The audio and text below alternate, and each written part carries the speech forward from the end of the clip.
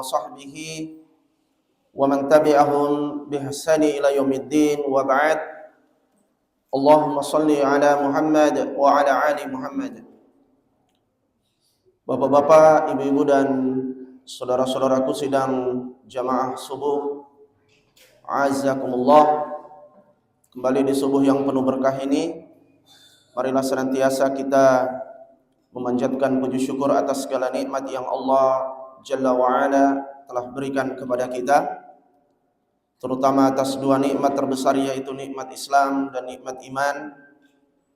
Salam dan salawat juga senantiasa kita kirimkan kepada satu-satunya teladan kita, qudwah kita, Nabiullah Rasulullah Muhammad sallallahu alaihi wasallam.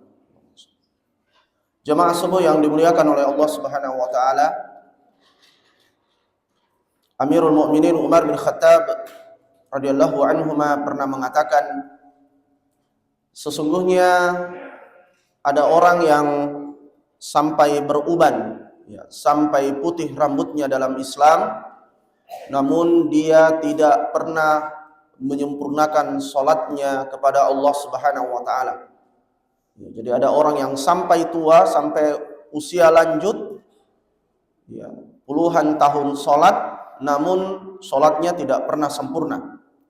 Maka kemudian ditanyakan kepada beliau, bagaimana bisa seperti itu, wahai Amirul Mukminin?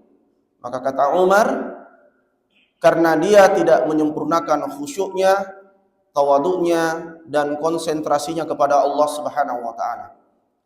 Dari asar atau perkataan Umar bin Khattab radhiyallahu anhu ini, jamaah sekalian, kita bisa mengambil pelajaran tentang betapa urgennya atau betapa pentingnya yang namanya meraih kekhusyukan dalam sholat. Karena kesempurnaan sholat itu ditentukan oleh seberapa besar tingkat kekhusyukan kita. Dalam hadis sahih Rasulullah SAW pernah bersabda, minkum man yusalli salatan kamilatan wa minkum man yusalli an-nisfa was-sulusa war-rubu'a hatta balagha al-usyur. Sungguhnya ada di antara kalian yang sholat mendapatkan full pahala sholatnya, sempurna.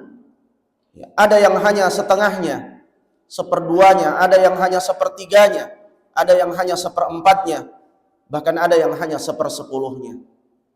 Seperti sholat subuh yang tadi kita laksanakan, Bapak Ibu sekalian. Durasi atau lama sholat kita sama. Mungkin bacaan sholat kita sama, mungkin gerakan sholat kita sama, namun pahala sholat yang kita dapatkan kemungkinan besar berbeda-beda. Di antara faktor yang menentukan adalah tingkat kekhusyukan kita dalam sholat. Dan tentu saja tingkat kekhusyukan kita dalam sholat setiap orang berbeda-beda. Yang paling tinggi tingkat kekhusyukannya tentu saja pahala yang dia dapatkan itu jauh lebih besar. Maka jangan kita memandang enteng yang namanya khusyuk dalam sholat. Dan sebagaimana jamaah sekalian, selain keutamaan khusyuk ini, di dalam Al-Quran sering kita dengar Allah berfirman, qad aflahal mu'minun alladzina hum fi salatihim khashi'un. Sungguh beruntunglah orang-orang yang beriman. Siapa orang-orang beriman itu? Di antara cirinya adalah orang-orang yang mampu meraih kekhusyukan dalam sholat. Tentu saja Bapak Ibu sekalian, tidak mudah untuk meraih khusyuk dalam sholat. Khusyuk dalam sholat itu adalah ruh, atau inti dari sholat. Dan khusyuk dalam sholat itu bukan hanya khusyuk anggota badan, tapi juga khusyuknya hati. Dan khusyuk hati ini, tentu saja tidak bisa didapatkan melalui training-training. Kami ingat beberapa awal 2000-an, ada lagi booming training atau pelatihan sholat khusyuk dengan biaya yang mahal dilakukan di hotel-hotel. Kami sudah baca buku dari ustadz yang membawakan training itu. Dia lebih banyak fokus kepada gerakan, walaupun sebenarnya gerakan-gerakannya banyak yang tidak jelas dasarnya dari hadis-hadis Nabi SAW. Padahal kata Ali bin Abi Thalib, khusyuk itu bukan hanya khusyuk anggota badan, tapi juga khusyuknya hati kita. Karena terkadang kita lihat ada orang yang secara zahir khusyuk, dari anggota badannya khusyuk, Ya, tetapi kita tidak tahu hatinya. Ya, maka bagaimana dua hal ini perlu kita perhatikan jamaah sekalian. Ya, di antara alasan mengapa khusyuk dalam sholat itu susah, Rasulullah SAW sudah mengingatkan kepada kita, memberikan peringatan. Rasulullah pernah bersabda, "Awwalu ma yurfa'u min hadhihi al-ummah al-khusyu' hatta la tara fiha rajulan khashi'a." Ya, yang pertama kali akan hilang dari umat ini, akan diangkat ya dari umat ini, kata Rasulullah SAW, adalah khusyuk dalam sholat. Sehingga akan tiba satu masa, kata Nabi SAW, ya tidak akan didapati lagi orang yang bisa khusyuk dalam sholat. Ya mudah-mudahan kita tidak berada di zaman itu atau tidak bertemu zaman itu jamaah sekalian, zaman di mana kita tidak bisa lagi meraih kekhusyukan dalam sholat. Maka sebelum masa itu tiba, ya maka mari kita berusaha terus meningkatkan level kekhusyukan kita. Rasulullah SAW sendiri ya mengajarkan kita doa, dan beliau sering membaca doa ini tujuannya agar bisa meraih kekhusyukan. Rasulullah mengajarkan doa, Allahumma inni a'udzubika min qalbin la yakhsha. Ya insyaallah doanya gampang dihafal ya Bapak Ibu sekalian. Allahumma inni a'udzubika min qalbin la yakhsha. Ya Allah, aku berlindung kepadamu dari hati yang tidak khusyuk. Tujuannya apa? Agar kita bisa mendapatkan hati yang khusyuk. Nah pertanyaannya, bagaimana cara agar kita bisa meraih kekhusyukan dalam sholat? Ya, maka pada kesempatan yang berbahagia kali ini Bapak Ibu sekalian, kita bersama-sama akan membahas, kami akan sharing sedikit, walaupun kami yakin Bapak Ibu sekalian sudah banyak yang mengetahui hal ini, tapi mudah-mudahan sedikit ilmu yang kami bisa bagikan ini bisa bermanfaat. Ya, dan bukan berarti kami menyampaikan materi ini, wah ini Ustadz sudah khusyuk. Ya, kita sama-sama belajar, ini bentuk sama-sama berusaha ya menjadi orang-orang yang bisa meraih kekhusyukan dalam sholat. Ya, kalau Bapak Ibu sekalian ingin mendapatkan penjelasan yang lebih banyak lagi terkait masalah khusyuk, ya ada satu buku yang kami rekomendasikan. Ya, buku ini sudah ada terjemahannya, dikarang oleh salah satu ulama besar Saudi, Syekh Muhammad Shalih bin Munajjid. Ya, nanti kalau pulang dari subuh ini, sholat subuh, silahkan nanti download ya di Google PDF-nya, e-booknya. Ya ketik saja 33 kiat sholat khusyuk. Ya insya Allah sudah ada bukunya itu, gampang kita download. Ya nanti kita bisa pelajari lebih mendalam lagi. Ya Syekh Shalih Munajjid dalam bukunya 33 kiat sholat khusyuk itu merangkum bahwa agar kita bisa meraih kekhusyukan dalam sholat, ada dua hal yang perlu kita lakukan. Yang pertama adalah melakukan hal-hal yang memudahkan kita untuk khusyuk dalam sholat. Ya. Yang kedua, menjauhkan diri atau meninggalkan hal-hal yang bisa merusak kekhusyukan. Jadi sebenarnya simple, jamaah sekalian. Cukup dua saja yang kita lakukan itu. Nah, apa hal-hal yang memudahkan kita untuk khusyuk dalam sholat? Ya, yang pertama tadi, amalkan doa Nabi tadi. Ya, berlindung dari hati yang tidak khusyuk. Yang kedua, memohon kepada Allah dilindungi dari gangguan syaitan. Ya, karena syaitan ini adalah aktor intelektual ya. Salah satu tugasnya adalah bagaimana merusak sholat kita. Ya, kita sering mendengar hadis sahih di mana ketika muazzin mengumandangkan azan, syaitan lari, ya terbirit-birit dari masjid. Ketika azan berhenti, dia kembali ke masjid. Ya, ketika kemudian muazzin mengumandangkan iqamah, ya syaitan kemudian ya lari, ya, dan ketika iqamah sudah selesai dia kembali lagi ya untuk mengganggu sholat kita. Ya maka sebelum kita sholat ya kita bertauz, berlindung kepada Allah, dijauhkan dari gangguan syaitan. Ya. Kemudian yang berikutnya jamaah sekalian, hudurul qalb. Apa itu hudurul qalb? Ya, menjadikan sholat sebagai beban, menghadirkan hati. Ya.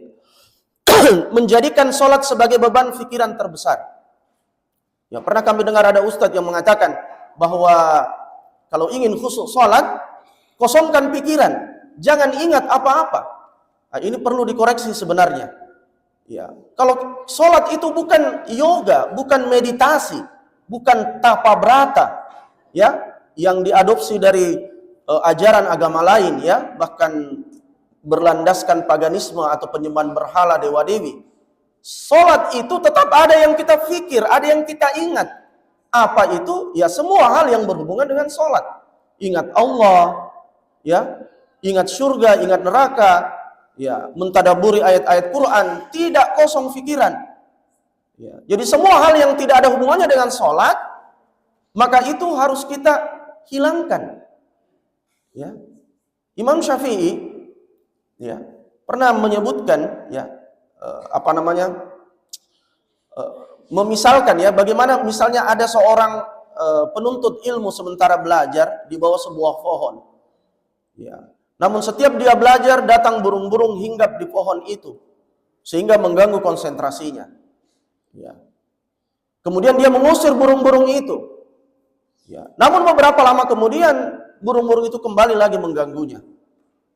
Maka apa yang harusnya dilakukan oleh penuntut ilmu ini? Ya, kalau mau lebih aman dia tebang pohon itu supaya burung itu tidak kembali. Ya, ini beliau memberikan analogi. Jadi seperti itu. Bahwa tidak ada jalan lain kalau kita mau khusyuk dalam sholat, semua hal-hal yang tidak ada hubungannya dengan sholat, itu jangan kita bawa ke dalam sholat. Walaupun ini bukan pekerjaan yang mudah jamaah sekalian. Ya, masalah rumah tangga, ya, masalah kantor, masalah-masalah lain yang tidak ada hubungannya dengan sholat, walaupun itu menjadi beban pikiran terbesar kita, sebelum sholat, sebaiknya jangan dulu kita bawa atau kita tinggalkan di luar sholat. Secara teori ini gampang, tetapi tidak mudah. Misalnya ibu-ibu, ya, mau pergi sholat subuh ke masjid, kemudian mau berinfak, anggaplah misalnya mau berinfak 50.000, ya, tapi uangnya setengah mati dicari-cari, tidak didapat.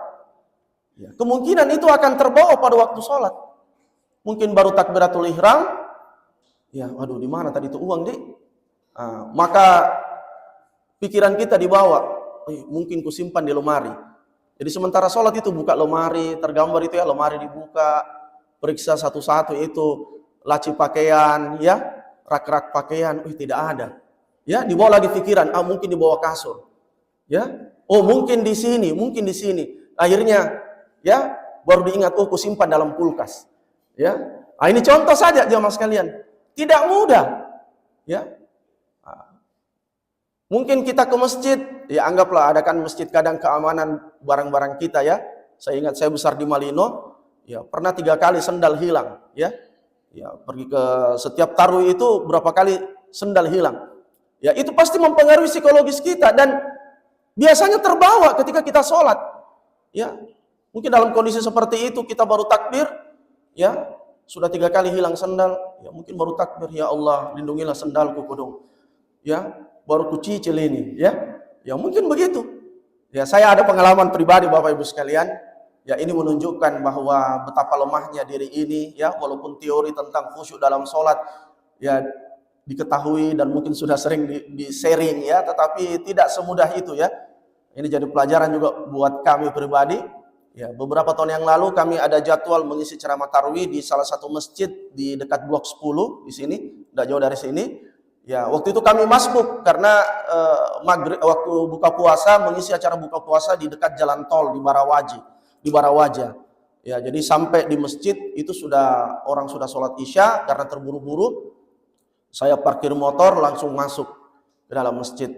Nah, beberapa lama setelah saya takbir, tiba-tiba syaitan datang. Kau ambil kunci motormu? Ya, ya. Langsung tiba-tiba saya tersadar, tapi ini sementara sholat. Ya, akhirnya saya raba kantong baju, tidak ada. Raba kantong jas, tidak ada. Mati meja. Raba kantong yang lain, Masya Allah, tidak ada. Ya, akhirnya tidak konsentrasi. Selesai sholat, Assalamualaikum, langsung lompat, lari ke teras masjid. Ternyata kunci motornya tertempel di motor. Syukurnya motornya tidak hilang. Iya. Jadi ini contoh jamaah sekalian, ya, bahwa tidak mudah, ya, kita itu menghadirkan hati. Tapi mau tidak mau kalau kita ingin khusyuk, semua hal-hal yang tidak ada hubungannya dengan sholat, ya. Saya juga ingat waktu SMA, ya, kelas 3, kebetulan suka matematika. Jadi kalau ada PR dari guru itu, saya langsung kerja matematika dan sebuah kepuasan ketika, apalagi kalau soalnya sulit-sulit baru didapat. Tapi waktu itu, ya, berjam-jam saya kerja tidak dapat jawabannya. Kemudian tiba waktu sholat asar, saya ke masjid, ya, baru takbir, tiba-tiba muncul, ya, setan memberikan ilham, ya, dia beritahu itu rumusnya. Oh ini. Jadi sementara sholat itu saya sibuk mencakar. Tidak lama setelah itu dapat itu jawabannya dalam sholat. Sampai tidak terasa saya bilang, yes, saya dapat nih. Ya, seperti nikmat tapi musibah. Ya, makanya ada kisah, ada seorang yang simpan uangnya tidak tahu di mana. Ya, dia tanya kepada salah seorang ustadz, ya, Ustadz, ini saya tidak tahu di mana aku simpan ini uangku. Sudah saya cari setengah mati. Ustadz itu bilang, gampang Ji, pergi mau ke sholat. Ya, dan betul, pergi sholat. Setan kasih ingat itu. Ya, di mana dia simpan itu uang? Luar biasa ini ya. Taktiknya setan ini untuk mengganggu sholat kita. Hudurul qalb. Yang kedua, Bapak Ibu sekalian, tafahum. Apa itu tafahum? Memahami makna bacaan sholat yang kita baca. Ya, salah satu sebab utama kenapa kita susah meraih kekhusyukan Bapak Ibu sekalian, ya, kita ini kan bukan orang Arab, orang Ajam, non Arab. Bahasa ibu kita bukan bahasa Arab, ya. Ya, tentu saja kita harus belajar baru bisa tahu ya. Kalau ada di istiba, masya Allah ya, mereka sudah pakarnya dalam bahasa Arab. Tapi bagi kita yang awam ini, ya, memahami makna bacaan Quran, bacaan sholat itu susah karena bukan bahasa kita. Sedangkan ini yang kita baca ketika sholat. Maka bagaimana mungkin kita bisa khusyuk dalam sholat kalau apa yang kita baca, zikir-zikir sholat, bacaan sholat itu kita tidak mengerti. Maka tidak ada jalan lain, kita memang harus berusaha untuk memahami ya semua bacaan-bacaan sholat kita. Misalnya Bapak Ibu sekalian, minimal Al-Fatihah. Ya, Al-Fatihah. Saya biasa mengisi pengajian ibu-ibu majelis taklim. Saya tanya ibu-ibu majelis taklim, siapa Bu yang sudah hafal arti, sudah tahu artinya Al-Fatihah? Ternyata banyak ibu-ibu yang tidak tahu. Padahal Al-Fatihah ini minimal 17 kali sehari semalam itu kita baca. Iya. Jadi minimal Al-Fatihah, doa iftitah, doa ruku, doa sujud, ya itu saja surah-surah pendek. Ya, insya Allah kalau ini kita lakukan, silahkan kita coba Bapak Ibu sekalian. Ya, ini akan membantu tingkat kekhusyukan kita. Kenapa Rasulullah, para sahabat, ya kita banyak baca para kisah-kisah ulama yang begitu khusyuk dalam sholat. Karena mereka mentadaburi semua bacaan sholat. Bahkan mereka bisa menangis dalam sholat. Karena mereka tahu apa yang mereka baca. Ya, contoh sederhananya Bapak Ibu sekalian. Kalau saya sekarang ceramah pakai bahasa yang bapak-bapak, ibu-ibu tidak mengerti. Ya saya rasa banyak yang tertidur. Betul atau tidak? Betul Bu? Ya, saya ceramah pakai bahasa, misalnya bahasa Jepang lah. Kalau bahasa Korea mungkin ibu-ibu banyak yang tahu ya. Apalagi suka drakor ya. Ya, tapi kalau mungkin bahasa lain, ya, saya kebetulan punya istri orang Bugis, orang Baru. Ya, saya campuran Sunda Makassar, ya, Bantaeng. Ya, kalau saya ke kampungnya istri, kalau khutbah Jumat, saya hanya melongo saja, karena mulai dari protokol mulai protokol baca pengumuman sampai salam, saya tidak tahu apa yang dibaca di atas. Ya, mungkin sedikit-sedikit, tapi secara umum saya tidak tahu. Ya, jadi di sini bagaimana pengaruh ketika kita memahami apa yang kita baca dalam sholat. Maka mari kita berusaha, Bapak Ibu sekalian, kita berikhtiar, termasuk mungkin belajar lafziyah Quran dan sebagainya, belajar bahasa Arab dan sebagainya, paling tidak lafziyah Quran, agar kita bisa memahami makna bacaan yang kita baca. Ya, alangkah nikmatnya kalau kita bisa menangis dalam sholat, Bapak Ibu sekalian. Karena luar biasa itu ya, menangis dalam sholat. Orang yang menangis dalam sholat itu diantara ganjarannya, sebagaimana dalam hadis Nabi, itu matanya tidak akan tersentuh api neraka. Jadi mata yang menangis karena takut kepada Allah, termasuk dalam sholat, itu tidak akan tersentuh api neraka. Ya, tapi kita perlu ketahui bahwa menangis dalam sholat itu tidak di sembarang tempat, tidak sembarang ayat dibaca kemudian kita menangis. Ya, tapi kapan kita menangis? Ketika membaca ayat-ayat tentang kebesaran Allah, membaca ayat-ayat tentang ancaman Allah. Ya, jadi tidak sembarang ayat. Karena kadang ada orang menangis dalam sholat, ya, ada orang menangis dalam sholat. Ketika ditanya kenapa Anda menangis, Anda tahu apa yang Anda baca? Saya juga tidak tahu. Ya, dia mungkin menangis karena suara imam merdu, dan ini kebanyakan. Atau dia menangis karena kiri kanan jamaah juga sudah menangis. Ya, saya pernah sholat satu masjid, semua jamaah menangis, tinggal saya yang belum. Ya, saya paksa supaya menangis juga. Ya, gengsi dong, masa kiri kanan sudah menangis. Walaupun saya tidak tahu kenapa saya menangis. Ada satu kisah nyata Bapak Ibu sekalian ya. Satu masjid karena suara imam merdu, Masya Allah ya, akhirnya jamaah satu persatu mulai menangis. Ya, dan itu memicu jamaah yang lain menangis. Imamnya mulai menangis, jamaah mulai menangis. Hingga tiba pada satu ayat, imam membaca ayat itu dan dia menangis dengan sangat keras dan diikuti oleh seluruh jamaah satu masjid. Ayat apa yang dibaca oleh imam sampai dia menangis dengan keras dan ikuti jamaah? Ya, salah satu potongan ayat dalam surah Al-Baqarah. Yas'alunaka 'anil mahid. Ya, dan tahukah kalian apa darah haid itu? Ya, apa hubungannya? Ya, ini berarti imamnya juga tidak tahu apa yang dia baca. Yang paling parah makmumnya juga. Ya, hanya ikut-ikutan. Ya, jadi harus jelas kenapa kita menangis. Kemudian yang berikutnya Bapak Ibu sekalian, Rasulullah memberikan tips. Ini bisa kita amalkan. Salah satu cara agar kita bisa khusyuk, kata Rasulullah SAW, ingatlah kematian dalam sholatmu. Ya, ingatlah kematian dalam sholatmu dan anggaplah sholat yang kalian kerjakan itu adalah sholat yang terakhir, yang mana kalian tidak akan mendapati lagi sholat seperti itu. Maksudnya Bapak Ibu sekalian, seperti kita sekarang tadi sholat subuh, kita menganggap sholat subuh kita ini sholat yang terakhir karena mungkin tidak lama lagi kita meninggal dunia.